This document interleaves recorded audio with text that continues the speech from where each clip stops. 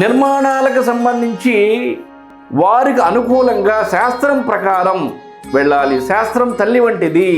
శాస్త్రం కత్తి కాదు, గొంతు మీద కత్తి పెట్టదు.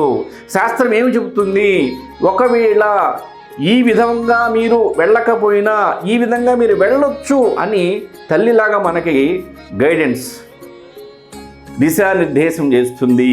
అంతేకాని ఇది చేస్తేనే మీకు మంచి జరుగుతుంది, ఇది కొన్ని ఉన్నాయి, అవి మనం యాక్సెప్ట్ చేయాలి, కానీ అన్నీ కాదు. మూల సింహద్వారము కొంతమందికి యోగిస్తుంది, మధ్య సింహద్వారము కొంతమందికి యోగిస్తుంది. ఇక్కడ ఒక పాయింట్ చెప్తాను. సమస్తం 100% వాస్తు ప్రాబ్లం లేకుండా వాస్తుకు అనుగుణంగా మీరు గృహ నిర్మాణం చేశారు, వారికి సమస్యలు లేవా, రాలేదా, వచ్చినటువంటి వాళ్ళు లేరా? ఎన్నో గాథలు ఉన్నాయి, అనుభవపూర్వకంగా ఉన్నాయి, అనుభవాలు ఉన్నాయి, ఎంతోమంది ఉన్నారు.